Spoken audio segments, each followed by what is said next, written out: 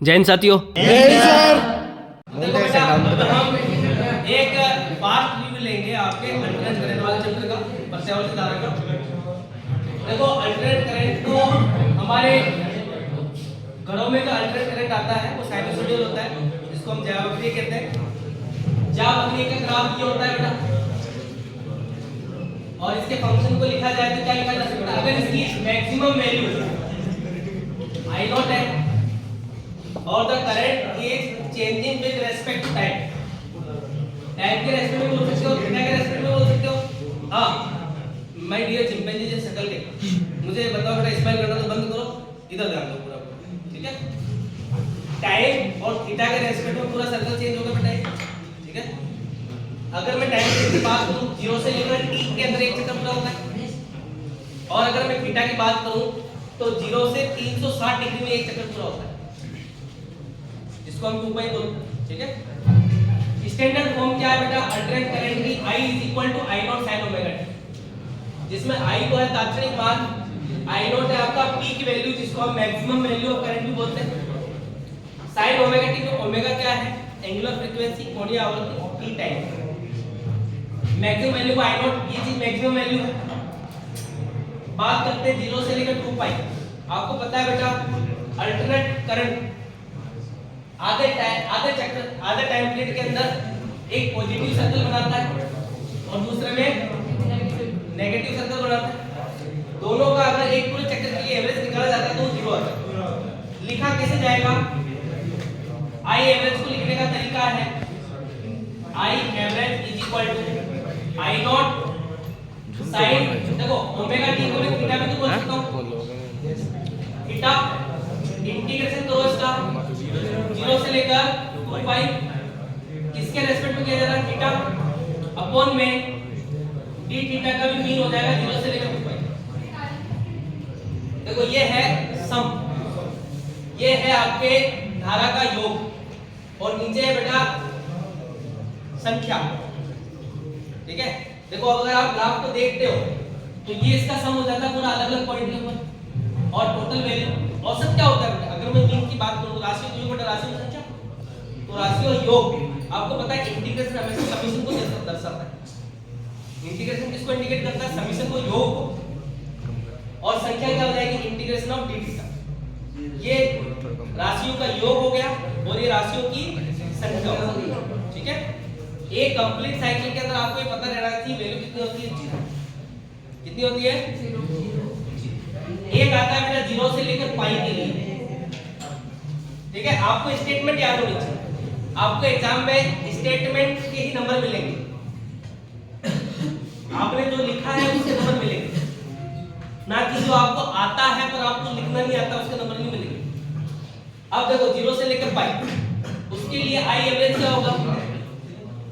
Integration, same statement ऊपर से नीचे लिखो, 0 से पाई I naught sin theta d theta upon integration d theta, limit हो जाएगी 0 से लेकर पाई। इसकी जो एट लास्ट वैल्यू निकलती है बेटा याद रख लो, क्या होती है? I not upon pi upon 2, ये वैल्यू निकल के आती है 2I नॉट अपॉन पाई। आपको सामने कैसे निकला, क्या निकला, क्या इसका फॉर्मूला है, वो कोई नहीं पूछेगा भाई, आपसे कभी कैलकुलेशन पूछी जाती है? बस आपको ये पता होना चाहिए ये चीज लास्ट में ये फॉर्मूला है। 0 से लेकर 2 पाई के लिए एवरेज वैल्यू कितनी होगी? 0 से लेकर पाई के लिए क्या होगी? 2I not upon pi. फिर एक तीसरी चीज निकल के आती है, इसको बोलते हैं IRMS। पूरा नाम होता है इसका बेटा root mean square value of current. Exam में डायरेक्ट पूछ लेता है कि IRMS क्या है, तो root mean square value of current is IRMS। Single define रहती है। RMS की फुल फॉर्म क्या है? Root mean square. तो root mean square value of current is IRMS। अब इसको हिंदी में बोला जाए तो वर्ग माध्य मूल मान। किसका है ये? धारा का वर्ग माध्य मूल मान की IRMS करें। लिखने का तरीका क्या है? देखो ये तो एवरेज था। IRMS को लिखने के लिए I नॉट साइन थीटा, इसका पहले क्या किया जाएगा, स्क्वायर किया जाएगा, यानी वर्ग किया जाएगा। ये मैंने कर दिया इसका वर्ग। दूसरी बात क्या किया जाएगा, माध्य। माध्य का मतलब मीन। मीन के लिए क्या लगेंगे, इंटीग्रेशन। मीन के लिए क्या लगेगा, इंटीग्रेशन। एक पूरे चक्र के लिए निकलता है 0 से लेकर 2 पाई। इंटीग्रेशन के साथ में डी थीटा अपॉन राशियों का योग भी, राशियों का योग भी तो आएगा, राशि योग बटा राशियों की संख्या। इंटीग्रेशन डी थीटा 0 से लेकर 2 पाई। ज्यादा दिमाग लगाने की कोई आवश्यकता नहीं। लास्ट में इसका फॉर्मूला आता है बेटा I नॉट अपॉन √2। हाँ अच्छा सॉरी, तीसरा इसके अंदर क्या बच गया, रूट। इस पूरे को ऊपर क्या लगा दोगे, ये हमारी स्टेटमेंट IRMS वाली कंप्लीट है। अगर आपने स्टेटमेंट सही लिखी है तो आपको, और लास्ट में फॉर्मूला सही लिख दिया, आपको पूरा नंबर दिया जाएगा। ठीक है, क्या किया बेटा, पहले वर्ग यानी square, I naught sine theta का स्क्वायर। दूसरी बार क्या किया जाएगा, माध्य मीन। मीन के लिए इंटीग्रेशन करके बटा कर दिया। ठीक है, तीसरा क्या है, मूल। मूल यानी क्या किया जाएगा, रूट। स्क्वायर, मीन और फिर रूट, ये लास्ट में रूट लगा। जब इसको पूरा 0 से लेकर 2 पाई के लिए सॉल्व किया जाता है, इसकी वैल्यू कितनी निकल के आती है, I नॉट अपॉन रूट। इसकी वैल्यू होती है बेटा I नॉट अपॉन 1.414। सॉल्व किया जाता है तो ये वैल्यू निकल के आती है 0.707 आई। कितनी आती है, 0.707 आई। ये आया इसमें। ठीक है, चलो इसी के बाद अब हम बेसिक फॉर्मूला को याद रख लेते हैं। क्या क्या चीजें हैं बेटा, I एवरेज कितना होगा बेटा, 0। एक पूरे चक्कर में 0 से लेकर 2 पाई। 0 से लेकर पाई के लिए क्या होगा, I average 2 I not upon pi. और रूट मीन स्क्वायर वैल्यू निकाली जाए तो IRMS बराबर होता है I not upon root. Current की स्टैंडर्ड फॉर्म क्या होती है बेटा, I naught sine omega T. ठीक है, ये कुछ चीजें थी विशेष। इसी चीज को हम 0.707 I नॉट बोलते हैं। तो मैंने कुछ फॉर्मूलेज को यहाँ पे बोर्ड पे लिख दिया, बाकी सबको मैं इरेज कर दूंगा। ये स्टेटमेंट सारे आपके नोट्स के अंदर अपना फास्ट रिव्यू भी चल रहा है। ठीक है, इसलिए सारी चीजें एक बार आपको वापस दिखा। अब बेटा क्या किया जाता है, अगर अल्टरनेट वोल्टेज को हम 3 एलिमेंट से जोड़ेंगे। 3 एलिमेंट कौन से हैं, एक है LCR। पहले हम जोड़ देते हैं AC वोल्टेज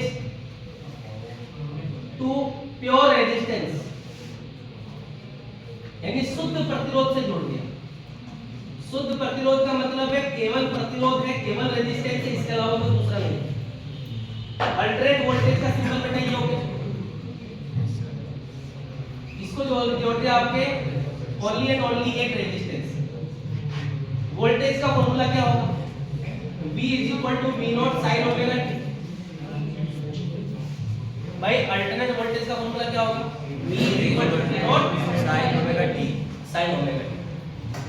आपको करंट निकालना है, क्या निकालना है, क्या मैं करंट की डायरेक्शन फिक्स बोल सकता हूं, क्या मैं अल्टरनेट वोल्टेज के कारण जो करंट है उसकी डायरेक्शन फिक्स बोल सकता हूं क्या, भाई क्लॉकवाइज होगी या क्लॉकवाइज होगी, नहीं बोल सकता, क्योंकि अल्टरनेट वोल्टेज के अंदर हर हाफ टाइम इंटरवल के अंदर पोलैरिटी चेंज होती है, यानी प्रत्येक अर्ध समय अंतराल में ध्रुवता बदलती है। अब देखो बेटा ओम्स लॉ जानते हो सारे एक साथ, यस। V क्या होता है, IR। आपको निकालना क्या है, I कितना हो जाएगा, V कितना होगा, V naught sine omega T बटा में क्या हो गया R। V not upon R को हम बोल देते हैं I नॉट। तो हमने करंट निकाल लिया, ये हमारा वोल्टेज था, ये हमारा करंट हुआ। फिर निकाला जाता है फेज डिफरेंस, इसको बोलते हैं कलांतर या फेज फाई बराबर क्या होगा, थीटा बी माइनस थीटा आई। वोल्टेज का एंगल कितना है बेटा, ओमेगा टी। करंट का एंगल कितना है बेटा, omega T. Omega T minus omega T कितना होगा, 0। कलांतर 0। इसका मतलब ये हुआ कि बी और आई दोनों साथ साथ चलेंगे। कैसे चलेंगे, तो इसका फेजर ग्राफ क्या होगा, साइन थीटा का ग्राफ। फेजर ग्राफ पहले आप बी बना लो, ये किसको इंडिकेट कर रहा है, बी।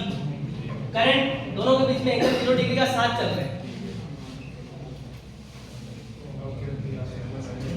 ये आई हो गया, 0 हो गया। ये इसकी पीक वैल्यू होगी v नॉट, और करंट की पीक वैल्यू क्या आ जाएगी, आई नॉट। ये इसका फेजर ग्राफ। फिर निकाला जाता है पावर। क्या निकालते हैं, पावर। मैं हर चीज जो निकाली जाती है वो सारी पॉइंट टू पॉइंट बता रहा हूं। पावर यानी शक्ति, पहले निकलेगा instant power, P = VI। V क्या है, V naught sine omega T.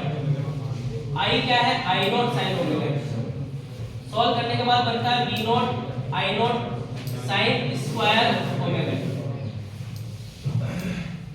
फिर निकाला जाता है मीन, जिसको बोलते हैं P average.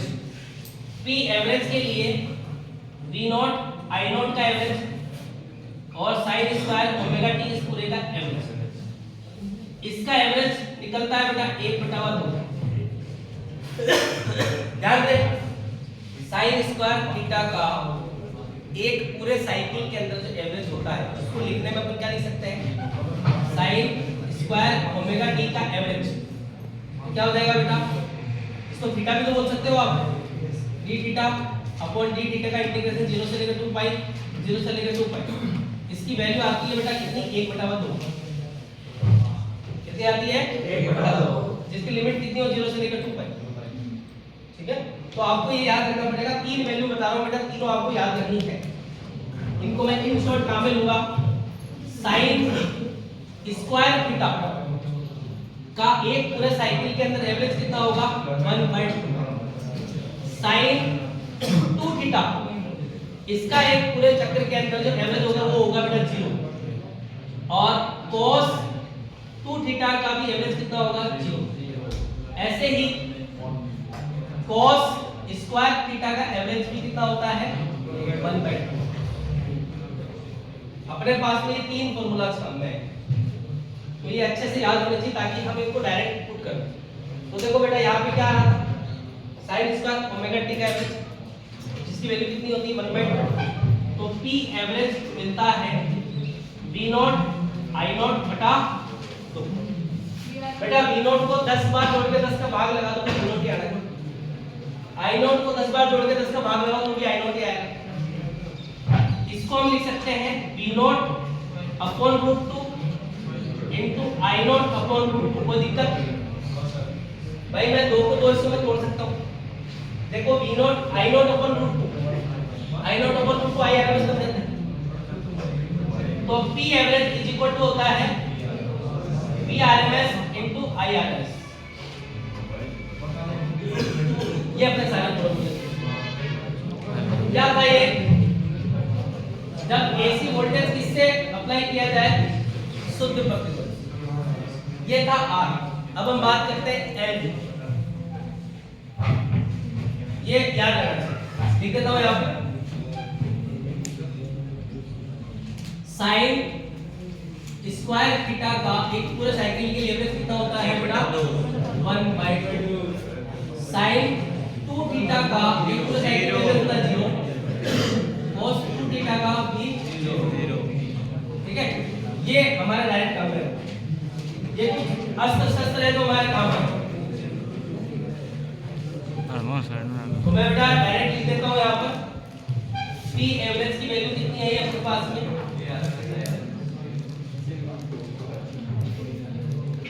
P average is equal to V RMS into I RMS। Yes, अब आता है AC voltage to C level. Capacitor, ठीक है, यहाँ पर कैपेसिटर जिसको बोलते हैं शुद्ध संधारित्र, यानी प्योर कैपेसिटर। मैंने कैपेसिटर लगा दिया बेटा, और ये आपका alternate voltage V = V0 sign omega T. sin omega t। Capacitance के लिए C लिखा जाता है। कैपेसिटेंस का ऐसा यूनिट क्या होता है? फेरेड। क्या होता है? अब देखो बेटा, V इसका वोल्टेज अपन कह देते हैं VC। आप ये कह सकते हो कि V माइनस VC बराबर 0। आप ये मान लो, चलो अपन स्टार्टिंग इसको दूसरे तरीके से करते हैं। आपको पता है बेटा C = क्या होता है? Q/V होता है। तो Q = कितना हो जाएगा? C। हमें निकालना क्या है? करंट निकालना। क्या निकालना? तो I = क्या होगा? dQ/dt। देखो, संधारित्र के लिए कैपेसिटर के लिए C बराबर क्या होता है? Q/V। Q = क्या होगा? C। करंट निकालना हो तो इसका क्या करना पड़ेगा? dQ/dt। d/dt, Q की वैल्यू क्या है? CV। d/dt C, V की वैल्यू क्या है? V0 sin omega t। I = देखो V0 और C बाहर निकल जाएगा, C V0 अंदर बच जाएगा d/dt of sin omega t। sin omega t इसकी वैल्यू होती है बेटा, देखो d/dt sin का डिफरेंशिएशन क्या होगा? cos omega, omega into cos omega. तो I की वैल्यू निकल के आपकी क्या आएगी बेटा? Omega C V0 cos omega. अच्छा, इसको मैं क्या लिख सकता हूं? इसको मैं लिख सकता हूं I =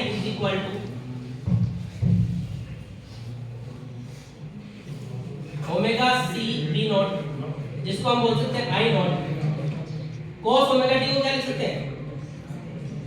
sign omega T plus. बस, इससे पहले बताया था एक बार कि cos ओमेगा t उसको क्या लिखा जा सकता है? sin omega t plus. ये आपके करंट की वैल्यू। इसके अंदर एक निकल के आता है बेटा इंपीडेंस, जिसको बोलते हैं कैपेसिटिव इंपीडेंस, जिसको बोलते हैं धात्रिक प्रतिघात। कंपेयर करो बेटा इसको। V = अच्छा I0 = कितना हो गया? ओमेगा C V0 और I = V/R होता है। तो R तो बोल नहीं सकते क्योंकि इसमें R तो है नहीं। इसके रेजिस्टेंस को नाम लिया जाता है बेटा XC। रेजिस्टेंस तो R है, इसके रेजिस्टेंस को क्या बोलेंगे? XC। तो बेटा XC की वैल्यू निकल के आती है। इन दोनों को अगर आप कंपेयर करते हो तो XC बराबर आता है, देखो I0 बराबर ओमेगा C V0, I0 बराबर V0/XC। तो XC बराबर हो जाएगा 1/ओमेगा C, 1/ओमेगा C। यूनिट क्या होगी इसकी? ओम। यूनिट क्या होती है? ओम। रेजिस्टेंस की यूनिट क्या होती है? ओम। ठीक है, ये क्या निकलेगा आपका x। अब निकालते हैं कलांतर पाई या गेट डिफरेंस। क्या होगा बेटा? Theta v minus theta i। देखो बेटा, दोनों एंगल को देखो। थीटा v कितना है? Omega t। और थीटा i, अच्छा इसमें से ये चीज ध्यान रखना, थोड़ा सा अपने उल्टा कर लिया। Theta i minus theta v, theta i minus theta v। देखो करंट का एंगल कितना है? ओमेगा t प्लस पाई। वोल्टेज का एंगल कितना है? Omega t। जब ओमेगा t प्लस पाई/2 में से ओमेगा t घटाओगे तो ओमेगा t कट जाएगा, बचेगा क्या? प्लस पाई/2। इसका मतलब क्या है?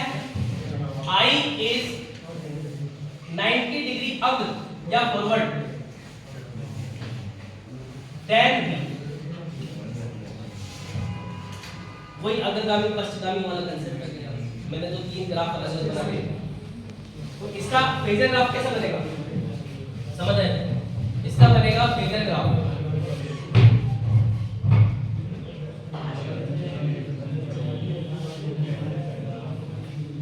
वोल्टेज सीधा सीधा। करंट बताओ, करंट अग्रगामी है या पश्चगामी है? फॉरवर्ड है।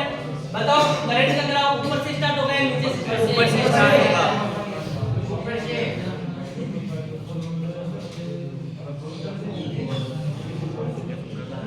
ये हो गया V, ये हो गया I, ये हो गया I नॉट, ये हो गया V। ये इसका फेजर ग्राफ, और ये टाइम के साथ में चेंज होता है। देखो छोटी छोटी बातें वो घूम के कहाँ काम में आ जाए, वो यहाँ काम में आ जाए। ठीक है, अब निकालते हैं पावर। देखो अपन ने कैपेसिटर निकाल लिया, करंट निकाल लिया, कलांतर निकाल लिया, फेजर ग्राफ बना लिया। क्या देखो, करंट निकाल लिया था, कलांतर निकाल लिया था, फेजर ग्राफ निकाल लिया, उसके निकालना। ठीक है, शक्ति यानी पावर। चलिए फोकस करना बेटा। शक्ति यानी पावर, तो इंस्टेंट पावर क्या होगी? P is equal to VI। P is equal to V कितना है बेटा? V naught sin omega t। Current कितना है बेटा? I naught sin omega t plus pi by 2। इस चीज को मैं cos ओमेगा t बोल सकता हूं, cos omega t। P is equal to V not I naught. देखो ये है sin थीटा, ये है cos थीटा। क्या मैं इसको ऐसे लिख सकता हूं? 2/2 into sin omega t cos omega t। इसको लिखा जा सकता है sin 2 थीटा। Yes sir.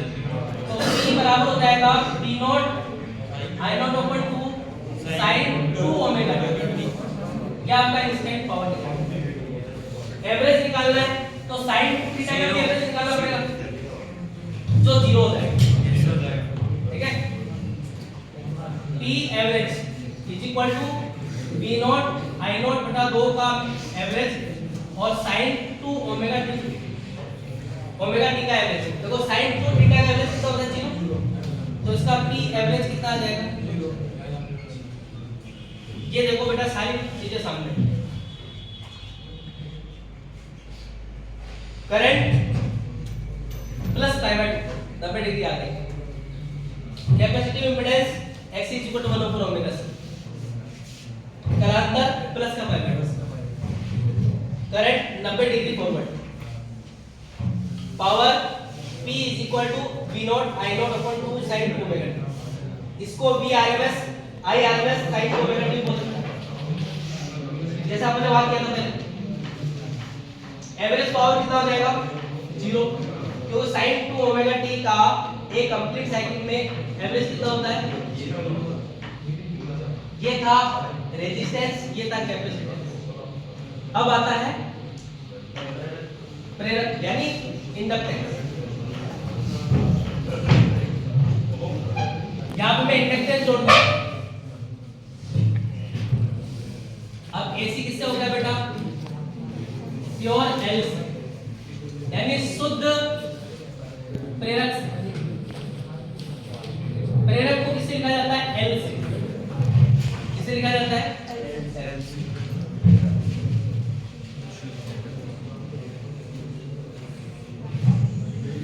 पहले सबसे पहला उद्देश्य क्या हमारा? करंट निकालना। क्या है? Current. I is equal to कितना हो जाएगा बेटा? देखो इसका फॉर्मूला होता है V is equal to L DI upon dt। इसके लिए रिलेशन कौन सा काम में लेना था? C is equal to Q upon V। बेटा किसी भी गाड़ी को स्टार्ट करने के लिए उसका एक ट्रिगर होता है, किक होता है। तो इस डेरिवेशन को स्टार्ट करने का किक है C is equal to Q upon V। इसको स्टार्ट करने का किक क्या है? V is equal to L DI upon dt। लिख लो इसको। V is equal to L DI upon dt। और आपको पता है बेटा V माइनस VL बराबर 0। ओम्स लॉ, ये VL जितना भाग तुम्हारा उतना बेटा खर्च कर दे। यानी बी और बी आपस में बराबर होगा। तो मैं लिख सकता हूं, हमें यहां से क्या निकालना, आई। क्या मेरे को आई दिखाई दे रहा है इसमें? ये रहा छोटा वाला, ठीक है, डी आई के फॉर्मेट में दिख रहा है, यानी कहीं ना कहीं इसको सीधा करना पड़ेगा। तो D I upon D T is equal to हो जाएगा एल, ये उधर क्या आएगा देखो, एल को अपन कर देते हैं, तो बी एल बटावा एल, ये फॉर्मेट बनेगा, देखो डी आई बटा डी टी, एल उसके बटावा मिलती है, तो बी एल बटावा एल, डी आई निकालना है, तो मैं क्या करता हूँ, डी टी को ऊपर रख देता हूँ। अब मैं इसका इंटीग्रेशन कर दूंगा, इंटीग्रेशन मतलब समाकलन। तो डी आई का कंप्लीट पार्ट क्या हो जाएगा, आई, इसका समाकलन होगा 1/L, मतलब बी एल की वैल्यू कितनी है, B naught sin omega T बटा एल डी टी, ठीक है। अब हम जो भी चीजें दिख रही है एक्स्ट्रा उसको बाहर निकाल दें, I is equal to B naught बटा L integration sin omega T D T, ठीक है। साइन का इंटीग्रेशन क्या होता है, माइनस का cos upon omega, i is equal to B naught बटावा एल इंटू माइनस का cos ओमेगा टी बटावा omega, i is equal to B naught बटावा ओमेगा एल माइनस का cos ओमेगा टी। अच्छा, माइनस की cos ओमेगा टी को लिखा जा सकता है साइन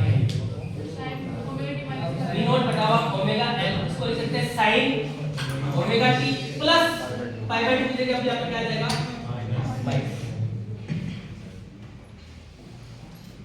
प्लस का cos ओमेगा टी, उसको क्या लिखा जाएगा, sin omega T plus pi by 2, minus का cos ओमेगा टी, उसको क्या लिखा जाएगा, sin omega T minus pi by 2। Sir omega जैसे याद आना, देखो जरा ये क्या लिखा हुआ था, cos ओमेगा टी, क्या लिखा है इसको, sin omega T plus pi by 2, तो माइनस से cos ओमेगा टी को क्या लिखा जाएगा, sin omega T minus pi by 2, ठीक है। अब देखो यार I is equal to v naught upon omega l sin omega T minus pi by 2। अच्छा, इसको मैं क्या लिख सकता हूँ, I is equal to I naught sin omega T minus pi by 2। इस पूरे को मैं इरेज करूँगा, हाँ बेटा, वो अभी बोल रहे थे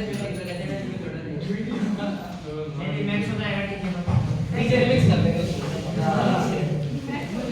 सर एसी करेंगे sir, E is equal to epsilon naught sin omega T. क्या यही ग्राफ का क्या था एसी जनरेटर का फंक्शन, ये निकल के आया था। तो हमारे घरों के अंदर जो साइनसॉइडल करंट आएगा, वो करंट आएगा जो कैसा है, ये तो है, क्योंकि हमारे घरों में एसी जनरेटर से तो आ रहा है। जब इलेक्ट्रिक पोटेंशियल को जब बड़े-बड़े डायनेमो डैम वगैरह से जब जनरेट किया गया, तो जो निकला लास्ट में वो यही था। जब ये होगा तो साइनसॉइडल लेना पड़ेगा ना मन, ठीक है। तो हमारे घरों में जो करंट अल्टरनेट करंट आता है वो कैसा होता है, साइनसॉइडल। वैसे मेरे का अल्टरनेट करंट ट्रायंगुलर भी हो सकता है भाई, देखो ये भी अल्टरनेट करंट है,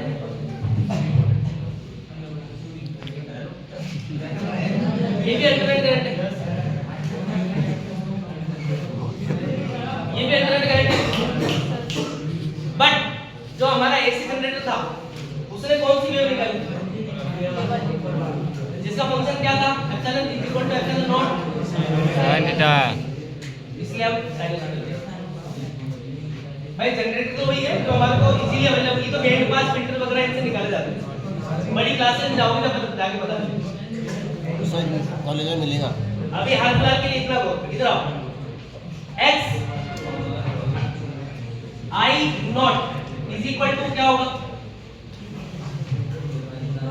वी नॉट बटा ओमेगा ई।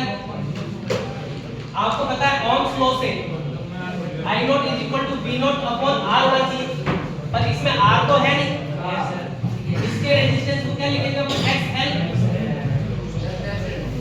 कंपेयर करो दोनों, XL omega. XL is equal to क्या आ गया? अब क्या निकालते हैं? ये difference phi is equal to theta I minus theta V. I theta I कितना है? Omega G minus pi minus theta V omega T कितना है? क्या बचा लास्ट में? माइनस का 5/2। माइनस का 5/2 आया। इसका मतलब ये होता है करंट इज 90 डिग्री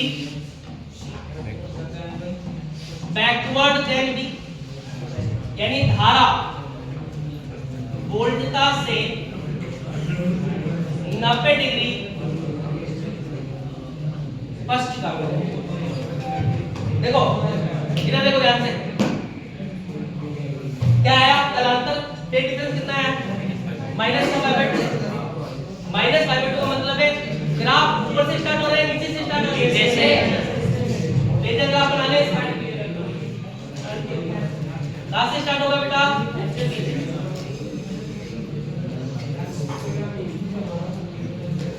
ऊपर क्या है?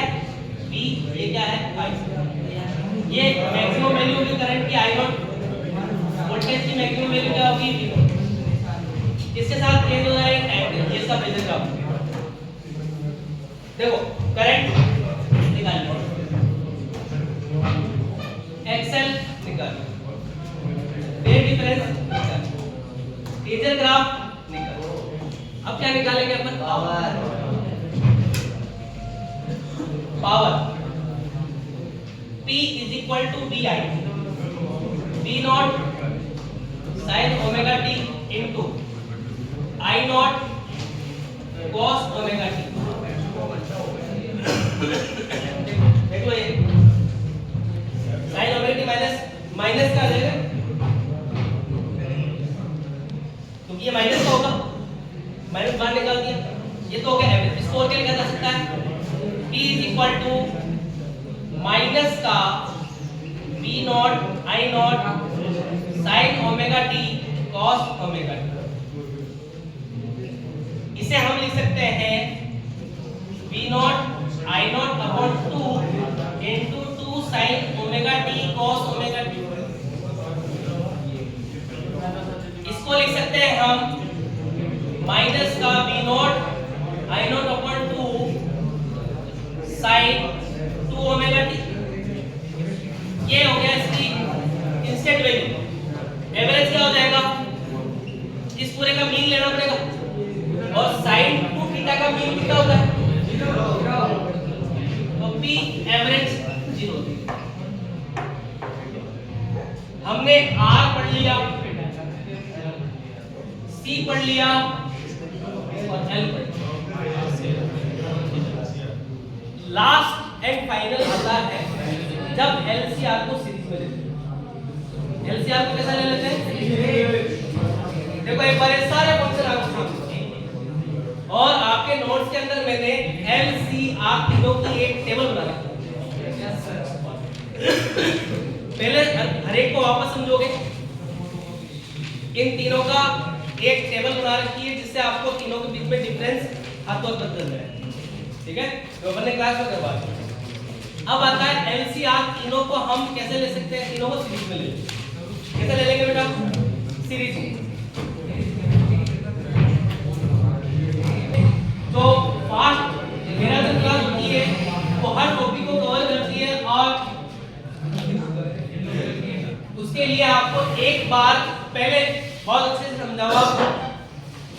एक बार जब इसको वापस समझोगे आप, एक एक पॉइंट को थोड़ा स्लो करके देख लो, स्लो वापस से नोट्स को एक बार रिव्यू कर लो, तो ये बहुत अच्छे से कंटेस्ट हो जाएगा।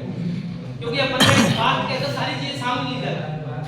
जब वो क्लास में धीरे धीरे पढ़ते हैं तो वो बहुत धीरे चलता है। हो सकता है कि एक आदमी जो है वो किसी टॉपिक को मैंने 4 दिन पहले पढ़ा और लास्ट टॉपिक को अपन 4 दिन बाद पढ़ रहे हैं, तो दोनों के बीच में गैप आ जाता है। तो यहाँ पे सारी चीज बिल्कुल सामने होती है। अब देखो बेटा एलसीआर की दो सीरीज में ले, सीरीज एलसीआर।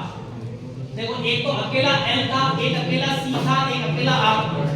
अब एलसीआर तीनों साथ में रहेंगे। L C R. इसके लिए आपको एक बार तीनों चीजों को ध्यान से समझ, एक बार दोनों के वोल्टेज और करंट को समझना पड़ेगा। ये एल है, ये सी है और ये आर है। L C are.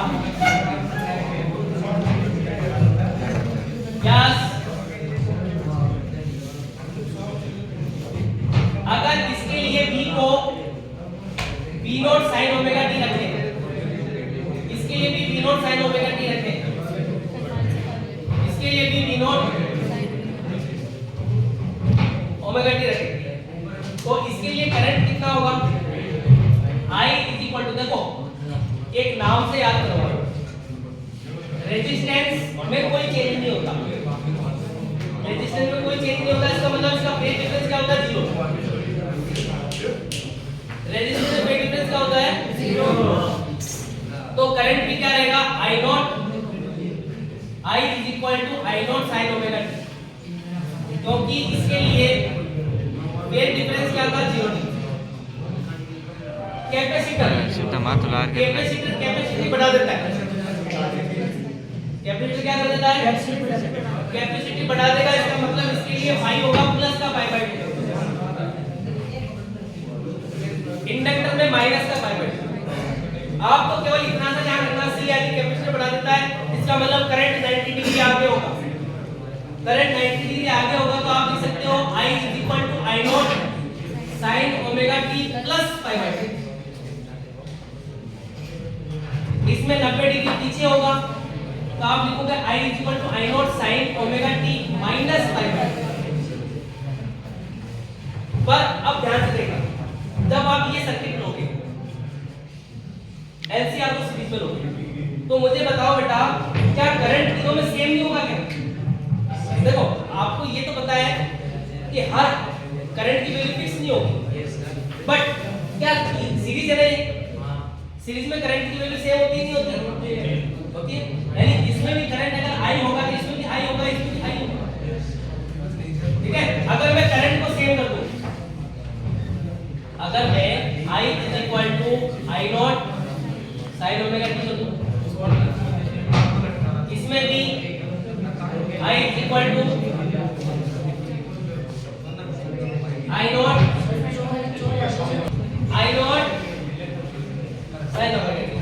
बात और आप लीजिए डेट में।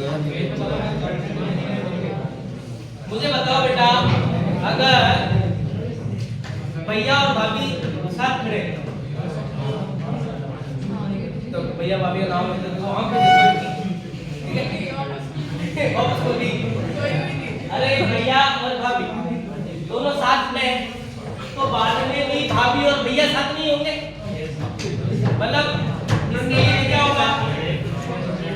V naught is equal to P is equal to V naught sine omega T. चलो इधर आओ, इसमें कौन आगे? भतीजा, ये देवर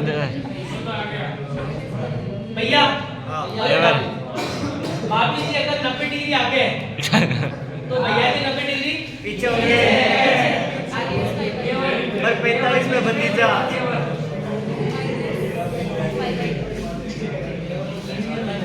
इसमें देखो भाभी जी 90 डिग्री पीछे है तो भैया जी 90 डिग्री आगे हो जाएंगे।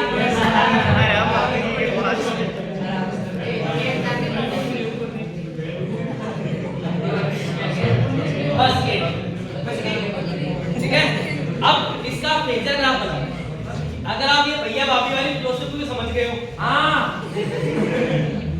उसका समझ गए, ठीक है। अब इसका फेजर ग्राफ पहले PR को बिल्कुल सीधा लिखो।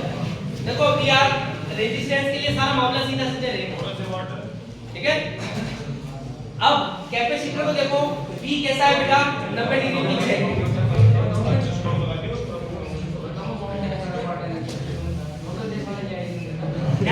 बस इतना, अगर ये समझ लिए तो लाइट निकल रहा। यस, VR का बेस हमने सीधा ले लिया, 2 मिनट में खत्म हो जाएगा। BC 90 डिग्री पीछे,